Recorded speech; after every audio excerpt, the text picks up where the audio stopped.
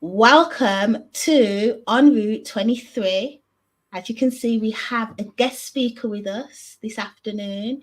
His name is Appiah, and I'm also joined by my co-presenter Nathan Israel. Really happy to have you both here. Yeah. Let's start off by finding out who you are, Appiah. If you'd like to introduce yourself to the audience, that would be great. Well, thank you very much, Miss Ruth, and I'm happy to be here with you. As my name has been mentioned, called Appiah from Ghana, currently living in the UK. I'm a nurse by profession, and I'm working in the UK here. And I'm a Pan-Africanist that try to also educate people on the history, our culture, and um, our religion. I'm talking about the black race. When it comes to the Africa, those in diaspora, the history that's even brought them there. We try to educate our young ones. So I'm into that, and I also teach our one of our local languages. That is when it comes to Ghana, there is one language which is very predominant. I'm talking about Tree language. It is one. It is that is the greatest language for the accounts. That is Tree language. I also teach that language at the same time. So I'm happy to be here with you, and I am also in support of championing anti-racial movements. Thank you. Thank you. Thank you so much for being here. And just so everyone is aware, Appiah is one of our teachers on the En Route 23 platform. So if you are interested in learning Tree, go along to the website, enroute23.com, and book yourself onto the class. All the information is down the website, and Appiah is fantastic at doing what he does. So that's brilliant. So as you're aware, we are speaking for 24 hours. The theme of the event, eradicate racism, right? We are going to be talking about racism for the whole day and through the night. And hopefully we'll come up with some sort of solutions or knowledge or some consensus. Who knows what's going to come about, but at least we have created the space for this discussion. We're aware it's going to be uncomfortable, but it is something that we need to speak about, and I don't think we speak about it enough. Yeah, so I want to pose 5 key questions to you, Appiah, and obviously Nathan, chime in when you feel that something needs to be raised or highlighted or elaborated, right? Mhm. So let's go with it, right? These questions have been asked all day, will have been asked all day. So the first question Appiah is, in your opinion, what is racism? What is it? Thank you very much, Miss Ruth. When we talk about racism, sometimes it is when you hear racism, it's not a happy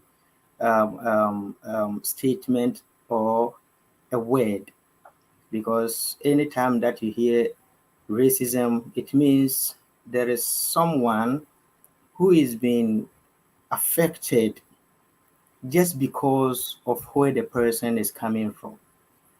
So when you talk about racism, we are talking about the unfair belief that some races have that they are better than others, which leads to sometimes discrimination, prejudices, and unequal treatment just based on where the person is coming from, the person's ethnicity, the person's race, the person's specifically person's color.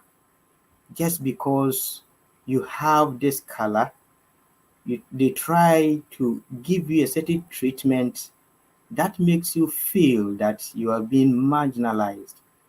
So when you talk about racism, this is, to me, that is what I can say it entails. Thank you. Thank you. Thank you very much. Wow. So it's because of somebody's color we experience racism. Yeah, that's Yeah. interesting.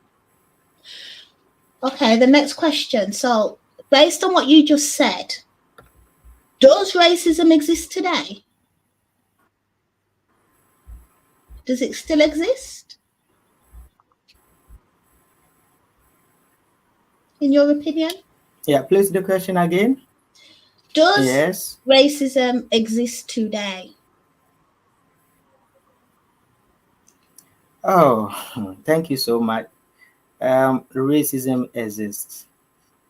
It Yeah. exists, and it is ongoing, and I'm sure it will keep on going until the whole world start doing something about it. I can classify the how the reason why they are still existing. I can classify it under three categories, and the first one is individual racism. You know, when you talk about individual racism, we are talking about where some people or certain group hold a certain biased views, and through that they treat others unfairly just because of their race. And example is an individual or a person refusing to hire someone for a job opportunity solely because of their race, even if the applicant qualified and is capable of performing that job duties. Still, they will be denied just because of their race. And this action is discriminatory, and it perpetuates inequality based on our color, our race, that is constituting an individual racism. So when you talk of individual racism, it is going on wherever that you go in the whole wide world. You feel it, you see it, that just because of where you are coming from, there is a certain opportunities that are being laid down there that you can't access it because you are coming from a certain race. Now, there is another one we call institutional racism. And when you talk about institutional racism, I would say there are certain unfair policies and practices within certain organizations and institutions that are systematically disadvantage certain racial groups. And it's time for us to do something about it. This one, it has been instituted for a very long time. It is there. Example that I can tell you is that the disproportionate incarceration of Black Americans in the United States, and even sometimes in the UK here, because studies have shown that Blacks people are more likely to be arrested and more likely to receive harsher sentences, though both white and blacks have done the same thing. Let's say they have committed the same crime, but Black people do receive harsher sentences and they serve longer terms in prisons. And because of this, it makes them become like they feel inferior. They feel inferior in wherever that they are. And this racial disparities in the criminal justice system is often attributed to various factors, including racial profiling, biased sentencing practices, and unequal access to legal resources. So when you talk about that, we can have countable um, um, um, examples to bring on board. And now the last one I can talk about it is systemic racism. Sorry,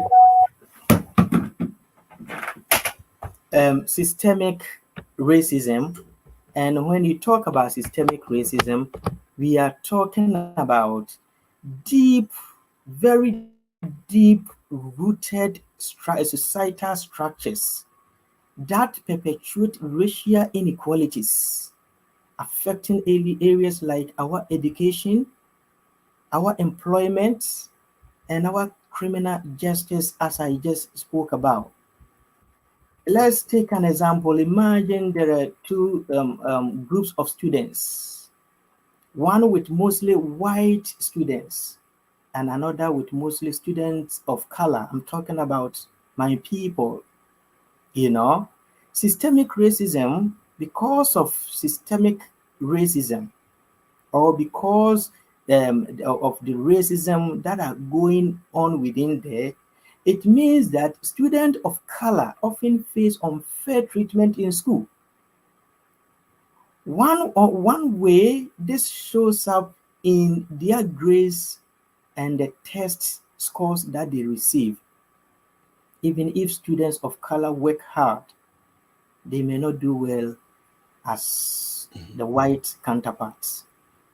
This happens because schools in their neighborhood might not have enough money for good teachers or helpful resources that can even let the children, learn well.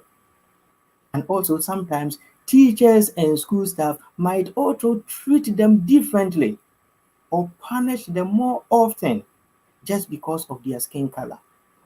And these unfair situations make it harder for students of color to do well in schools and get into colleges, you know. So this is a kind of problems that we are facing that makes racism, that we can say racism is still existing, because we can see this. It is not something hidden. It is something obvious for everybody to see. And because of that, we can say that we have a lot of students who enter into colleges, universities, who are wise more than the black counterpart. Not necessarily because they are more enlightened, but just because of certain deep-rooted societal practices that have been laid down, marginalizing those people with color. It doesn't let them improve when it comes to our educations. Thank you very much. Thank Yeah, you. thank you for sharing that. That was excellent. So yeah, one thing before we even get on to the next question. So the area where you're based, um, do you have those experiences over there as well? Because I'm pretty sure you're in a part of the UK at the moment where there's not many dark-skinned people down there. So what's it like for Yeah, you, of your course. experiences? Can you come So what are again? your My experiences experience like is a down there? bit Like here. how Yeah, yes. Thank you very much for Mhm. asking this question. There are a lot that we can talk of when it comes to living in the UK as a black person like myself. And I have a lot of colleagues here who are also having or experiencing same, we experience racism, or I myself experience racism outside the streets and in the work site. I'm a nurse, so I'm talking about within the hospital, within the health facilities.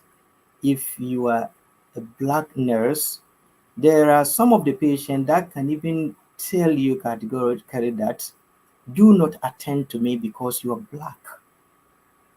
Yes. And it makes you feel like you are not part of them. Because looking at where I am, it's like I'm within the white community.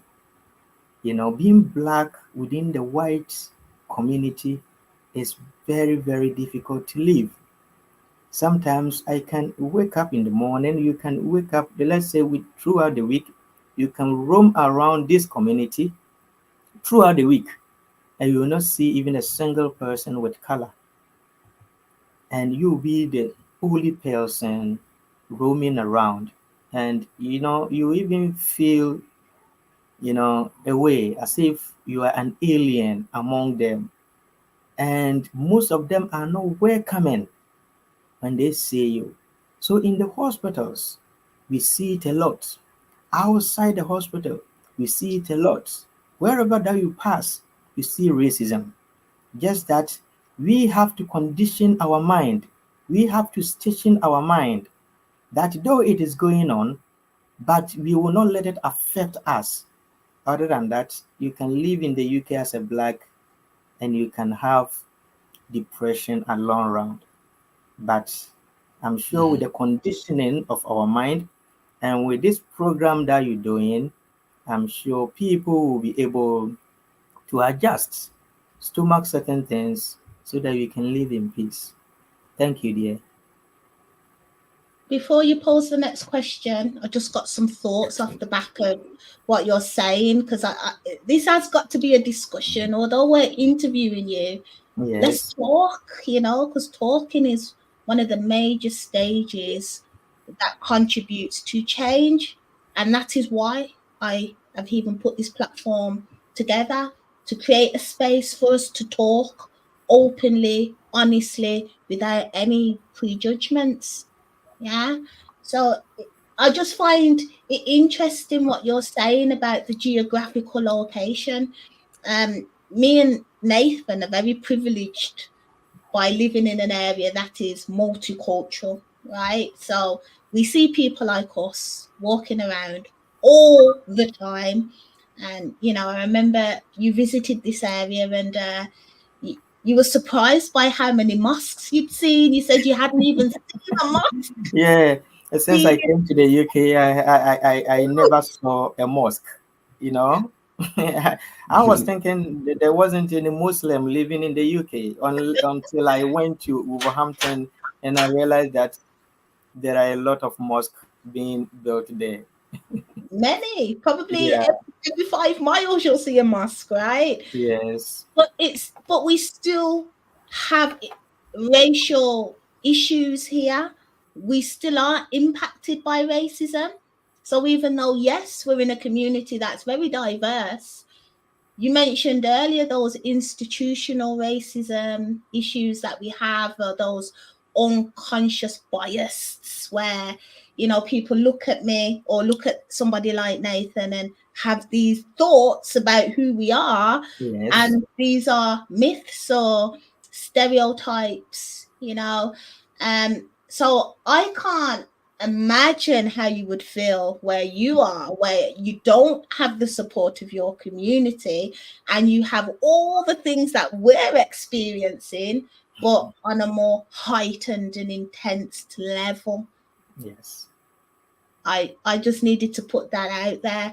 I think geographical location is key, It's depending on where key, you yeah. are in the Whenever UK. that you are going to live anywhere, you need to also look at the geographical location where you find yourself. If you are in the midst of those who do not have same color like you need to know that the racism will be higher at that side, Yeah. than where you see your people, you see your own selves. Yeah. Yeah, I think that's something that needs to be elaborated on.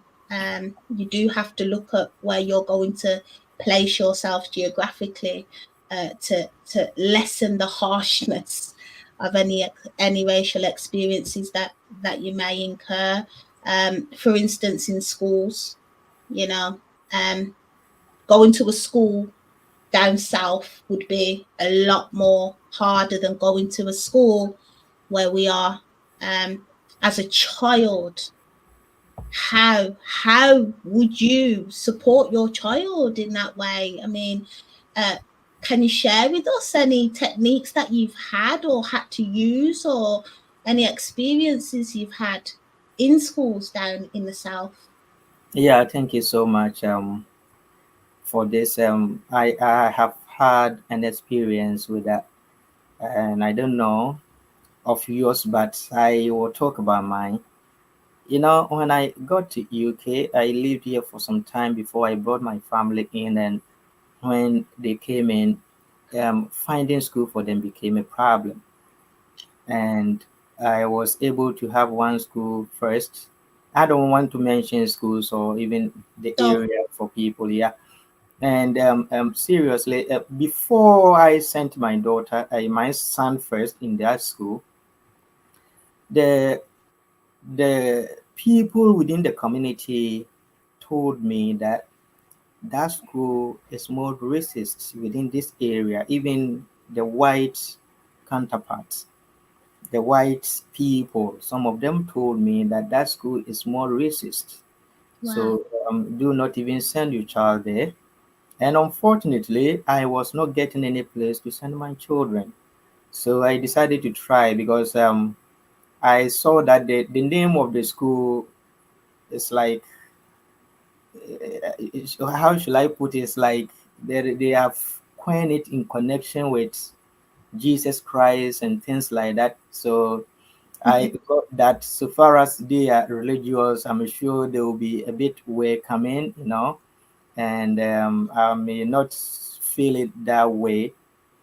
So I went in there, sent my child, and seriously, I received a lot of racial, practices over there. Because when I got there, the whole school, I only saw two children who were blacks there, and they were brothers and sisters. They were within the same class, and it was good for them because when they're close, they can play together. My son was in a class where he was the only person as a black, and he goes to school throughout the day without talking. There could be a day that he will not even eat his food and bring the food back home, which means the teachers don't give it to him. He doesn't eat. There was a day he didn't eat anything at all.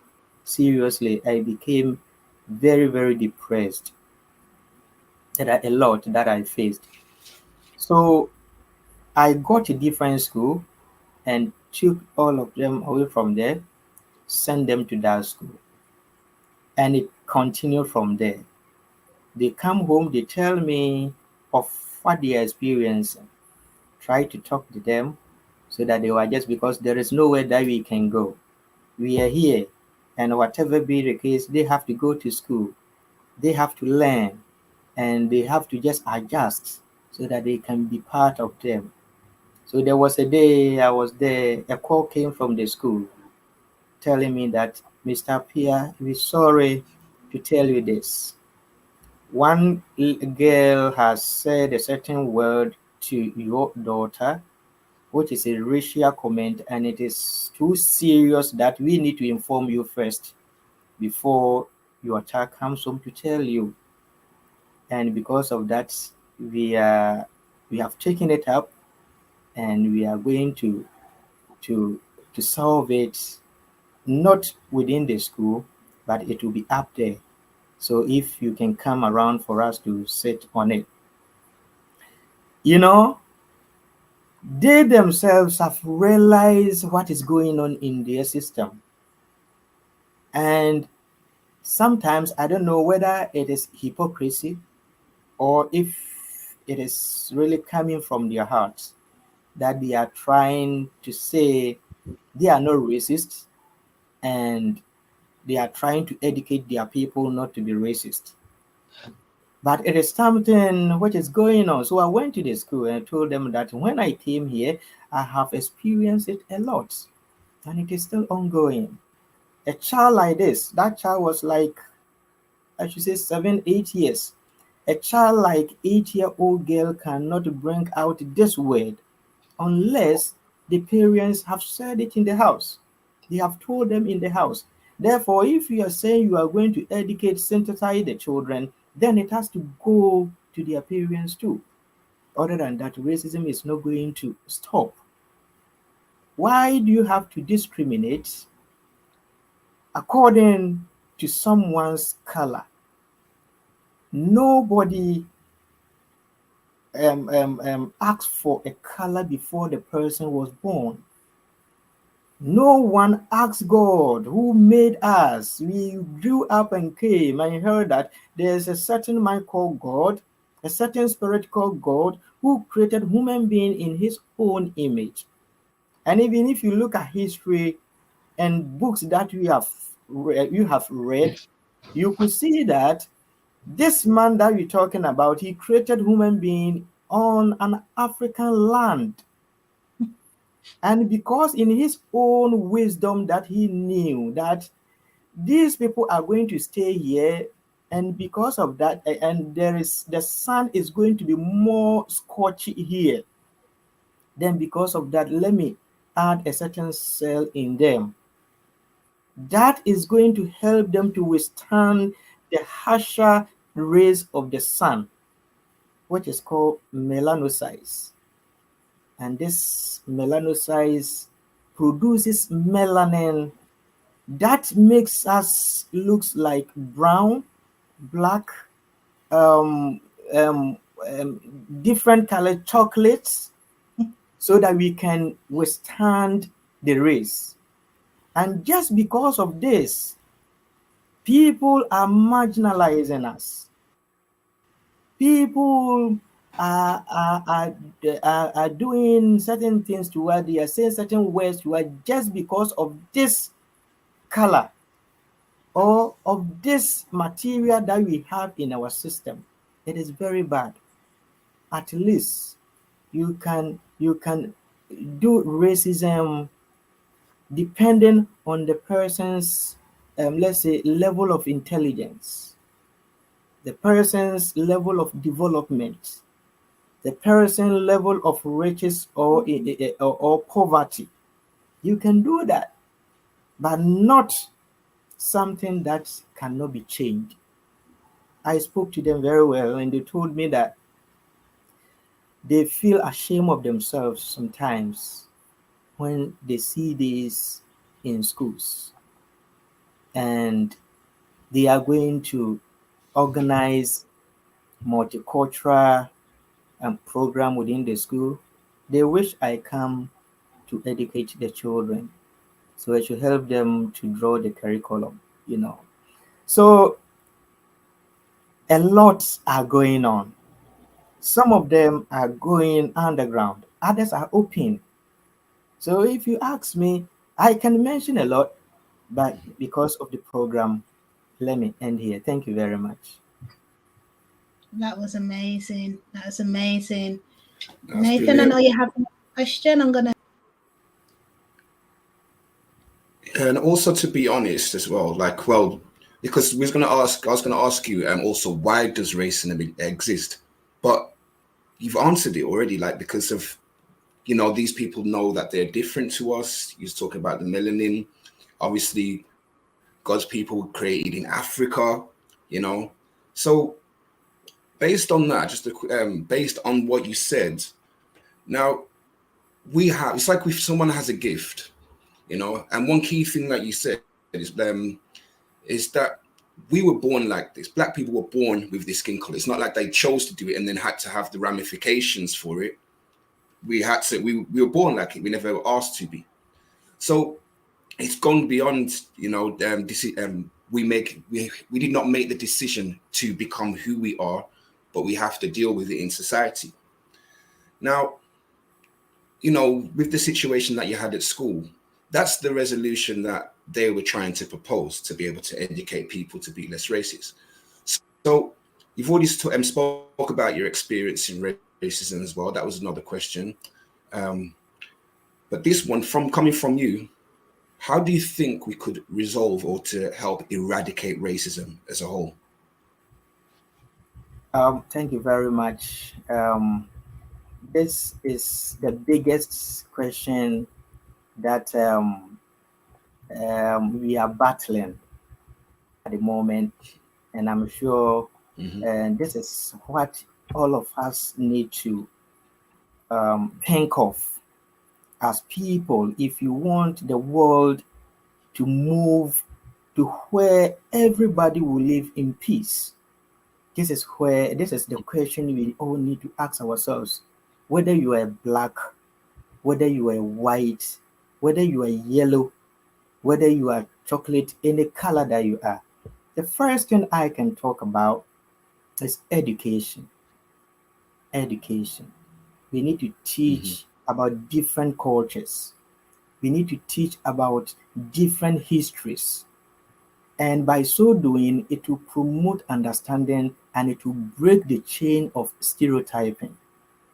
You know, and when I talk about teaching, mostly I'm going to our younger ones when they are being born. We need to let them know cultural diversities. You need to teach them to be able to know that every individual, any group of people have their own culture, their own traditions, which is unique from the other. And not because of that they are different as human beings, but they are different in certain perspectives. And we are talking about their culture, their way of lives. And we need to also speak about our history, because in history, I can say that there is no group of people on this earth who have never been slaves before. You know, every, group of people, one way or the other, they've become slaves to some people. They become what? They become lesser people to some people. So that doesn't mean that we are different, but it means that is how God created the world. There is a saying in my language that fingers, all of them are not the same. There is a reason why God created it that way. That doesn't mean that the smaller finger is more important than the thumb, or the middle finger is more important than the baby finger. No, all of them come together and then they can hold onto something, they can work. And that is how God created us. We are all different people from different places. When all of us come together as one team, we can make a better world for our children. Other than that, always you see chaos. Exactly. You get it? So education has to be the first thing that you need to employ.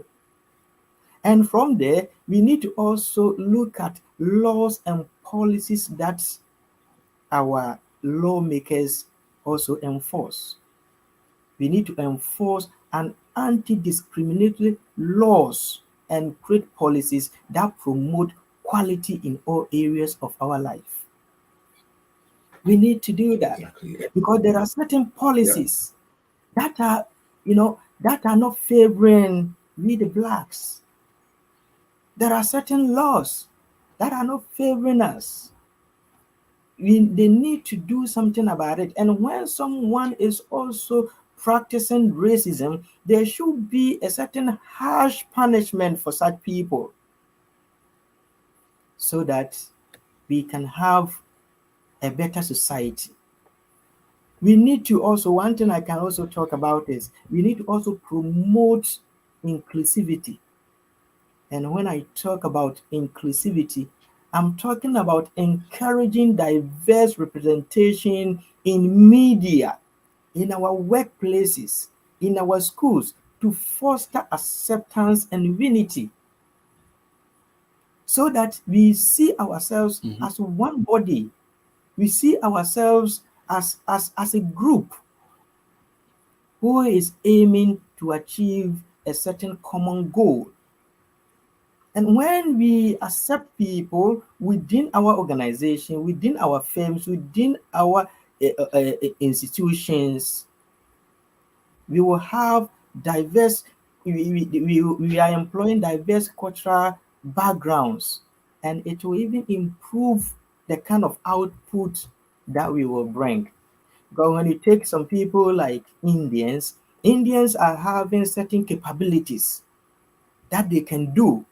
When you take some people like people from, let's say, Jamaicans, I like them a lot because of their language, and I wish to learn the Jamaican language, Patois. They also have a certain, traits in them, certain things that they can do. If you take some people from Africa, they also have certain things that they can do. Like the UK here, when I came here, I was very impressed because they've done well, you know. But doing well in the UK here, I can tell you that it is not the white people that did it, but it is the black people, or I should say foreigners, who have done it for them. For a British to call themselves as Great Britain, their greatness came out of what? Out of foreigners. Because their work, the kind of works that they have in here, the kind of building, the kind of machinery, whatever that they have in here, they have been managed and they have been worked on by who? By foreigners. They know. Because when you come to NHS, research says that about 63% of healthcare workers in NHS are foreigners. Imagine that. This tells us a exactly. lot. So we need to promote inclusivity. Then we talk of empathy and dialogue. We need to have empathy. We need to engage in open conversations to understand others' experiences, like what we are doing now, what we are doing today, what we are doing within this month. We need to have open conversation with people.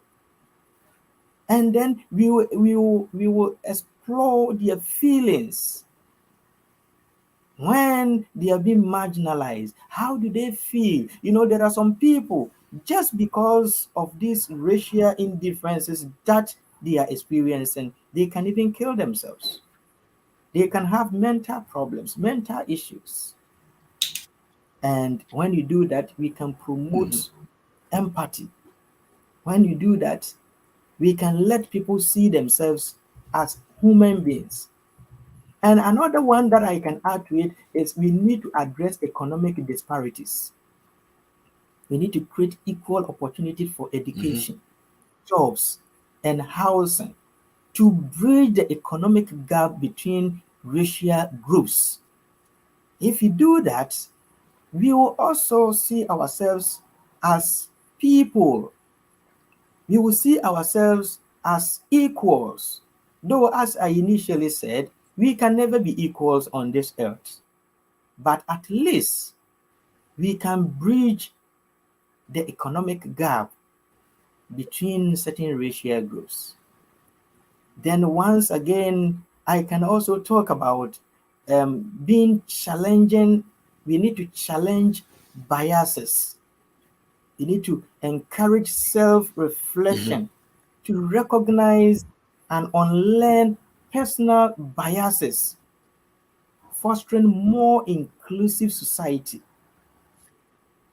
And this program that you're doing, initially I said it, that supporting anti-racial movement is one of the main steps that we need to also take. We need to stand with movements advocating for racial equality, amplifying their voices and the causes.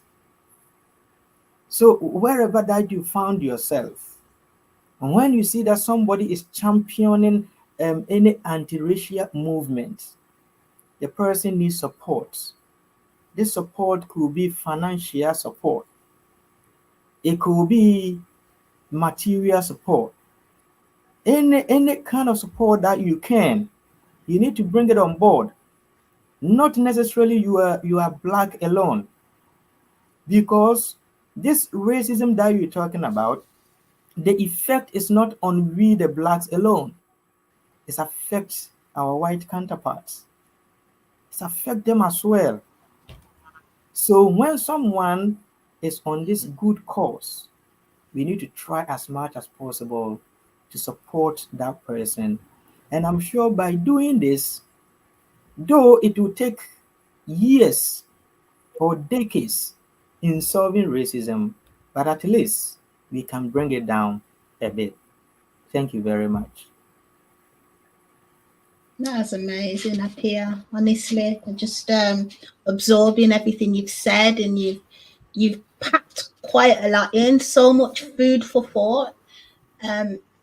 One of the things that resonated with me a lot is when you spoke about the reason for Black people having this color is because of the melanin. And melanin is just a natural chemical that exists within the molecular structure of a Black person to protect us from the sun, because ultimately that's where we originate from, right there by the equator. So I just wanted to highlight that en route is literally it. How could I put it? The philosophy of en route and how a belief system really does reside with what happens naturally. We use the nature to verify some of our thinking. You can always go to the nature and get the answers. In my opinion, the nature is God. The nature shows us how things happen naturally, right? Yeah. So I think it's important to emphasize that, because I think, like you said, racists think that we choose to be this color. Like, it's not a choice. Not at all. It's a natural process, You and the it's acts of it. Yeah. right. Yeah. So I think you said earlier, education's the key. And if we can keep pushing things from a natural perspective, if curriculum uses the nature to answer these questions, then maybe there'd be more acceptance. Yeah. Yeah. We don't question dogs' colours, do we? Or cats' colours, No. cats come in many different colours. And human beings don't tend to question the variety of breeds in a cat or the variety of breeds in a dog, but we question the variety of differences within our own race. Why is that? It makes me wonder then, is it more than just the colour? Can it be more than just the colour that makes people racist? What do you think? I asked this question to both of you because it doesn't make sense to me that you can judge and hate somebody just because of the color they are, when you love white dogs, black dogs, orange dogs, black cats, white cats, gray cats. So why can't you love your own race regardless of what color they are? Am I a little bit radical there in my thinking, or does that make sense? Yeah. To be honest, Miss Roots, to be honest, right? When I think about it, even on this, the whole spectrum is the exact same thing. Because when we speak on the idealisms, everyone talks about there's one race, the human race, but we know there's a variation. It's just like a polar bear and a grizzly bear. There's a variation, and they're built different. Now, what's my issue is, it's been like this for years since mankind's existed. And it is a question, is it beyond that? Because we've been raised around different hues of skin color all our life. It's like certain people have just not come to terms with it. So is it deeper than that? Because if it was just a variation of skin color, then someone just may have a personal bias, their physical preference they may prefer, or it might be appealing. Someone might like yellow roses, some might like red. It is what it is. And we learn to accept that there's a variation. But with the human race, there seems to be something a bit deeper, which it'd be nice for people to actually sit and explore it. Because obviously this has been going. A lot of the racism I know has been hereditary. It's been handed down from generations to generation. People get taught it as well. We've learned to cope and coexist amongst other people in society. We've grown up to see it. Unless you're born in a place where you only see your people, like the people from your nation, and that. If that was the case, and there's people that's on like indigenous on certain islands where they don't see civilization like we do. But then if anyone of a different color goes there, obviously it's new to them because they've never seen a lighter skin face or a white face or anything like that. But we're growing up in a multicultural society. We should be used to it by now. It's interesting, isn't it? Yeah. And that's exactly why we need to keep having the conversations, because there's many unanswered questions I have about racism. I just don't get it. you know. In my experience, just off the back of what Nathan Probably my said, take on it.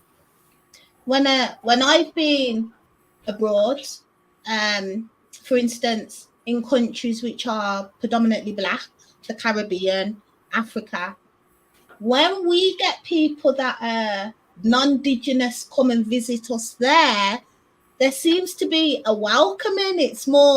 We're more open and excited to show people our culture, show people our food, teach them the dances, and show them the hairstyles. Like, there's not really racism in Africa and the Caribbean when we flip the coin.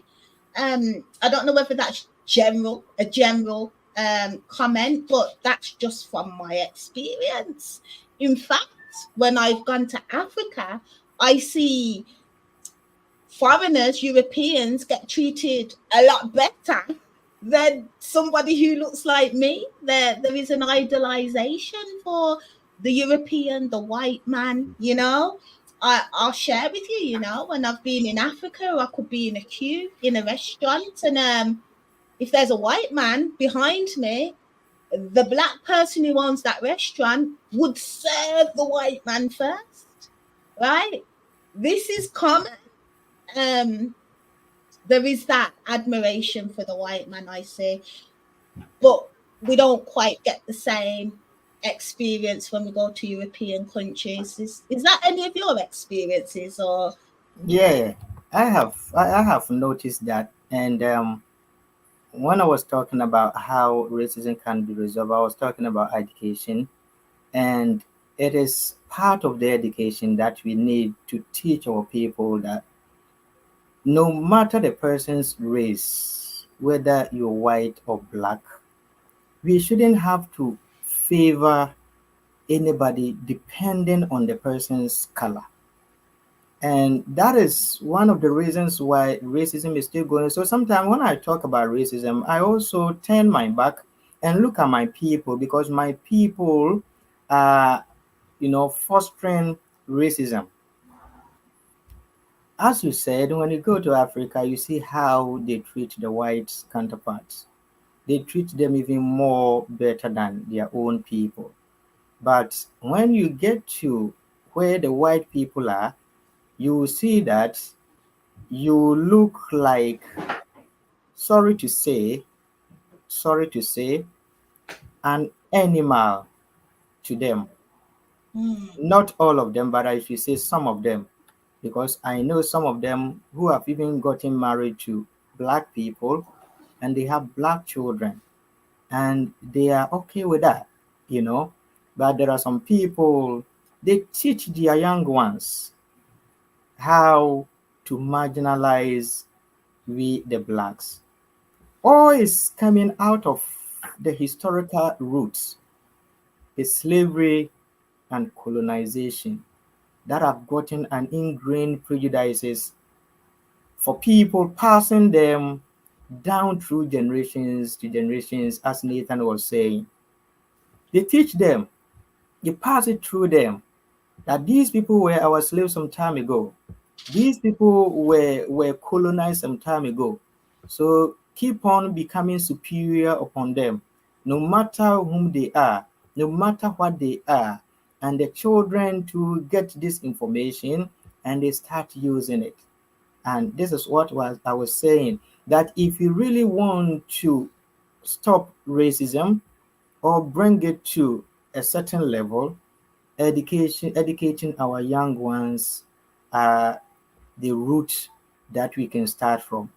Other than that, it is not going to work. And if it does not work, it is going to affect the whole world. Yeah. Education is the key, I Yeah. suppose, is your message. Appiah, how can we on Route 23 help the cause? What can we do as a platform, as a network? Because that's what we are. We're a network of people who want to see change. What could we do? Yeah, thank you, Miss Ruth. Yeah, as I have Excellent already question. said, Yeah, it's a question. Yeah, thanks for the question. I spoke about supporting anti-racial movements, and this your platform, this your organization is an anti-racial movement, and anyone living on this earth, if you do not support a cause like this, then it means you don't want the world to be a better place for all of us to live.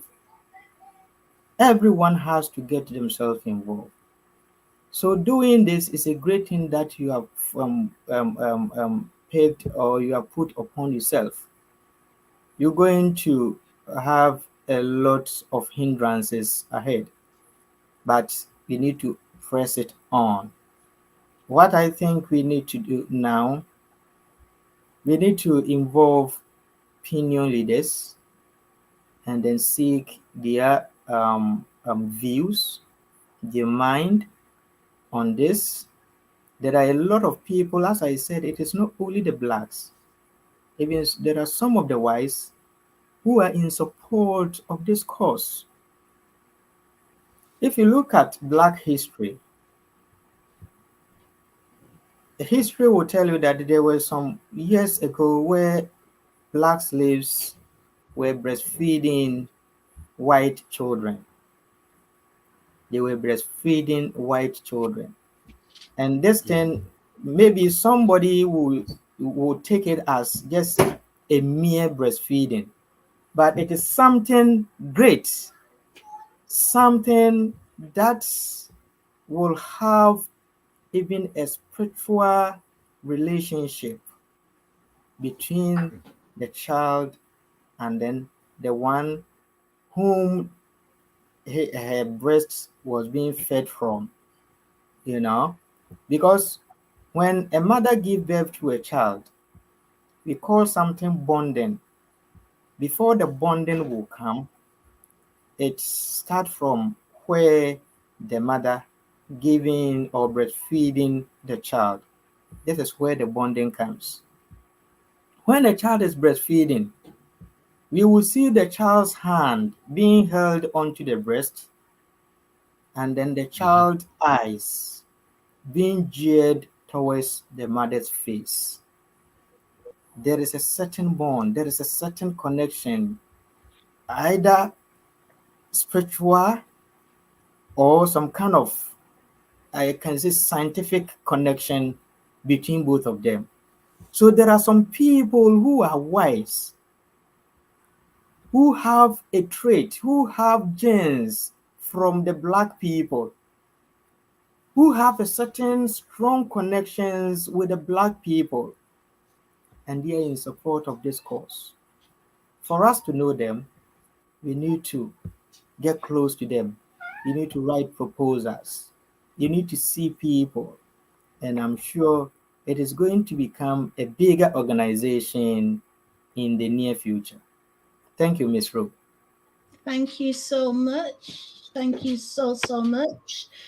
I am very privileged to be, networked with people like yourself.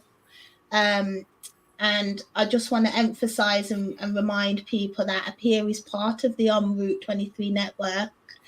You'll be seeing him a lot, as I say, delivering TWI, which is an African language course. For those who are interested in attending his classes, email me, go to the website, all the details are there. You can book yourself straight on the course, or you can email us and find out more information. But Appiah is a very valued member of our network, and I am very privileged, as I say, to be part of this network. Brilliant. Are there any final words that any of you would like to say? Well, first and foremostly, first and foremost, I just want to say thank you. To be acquainted, and I'm looking forward to doing more with you, and it can strengthen our network and serve more of a purpose. So it's amazing to have you here. And again, just as Ms. Root said, if you want to know more, just go to onroute23.com. So you'll see it at the bottom, scrolling across the screen. So yeah, just get yourself involved and even have a look around and see where else you can benefit on the website as well. Thank you, Nathan. Appiah, Yeah. I'm gonna. Oh, okay. Miss Ruth, thank you very much. Thank you very much for this opportunity. You know, I'm very pleased to be here, being an African and forever being an African. When there is a course like this, you know, I try to get myself involved. So I'm happy to be with you and everybody that is listening to us today. We need to also get ourselves involved, whether you are white or you're black, because though we are the victim, but the effect is not on us alone. Effect comes on all of us. Everybody will be affected. Therefore, we need to all come together and promote this cause so that Miss Roots 23.com will be up there and then educating our young ones so that at least our communities, we can live within our communities peacefully. Thank you very much, Miss Roots, for having me here. Miss Ruth, please, you have muted yourself. Oh, thank you. Yeah. Thank you for letting me know. Yeah. I'm still learning. I'm doing all the producing, all the technical side, everything, Yes. multitasking. So what I did say when I was muted is thank you ever so much for taking time out to do this interview. I look forward to doing more interviews and building more resources with you, and we'll wrap it up right there. Thank you so much. Thank you so much.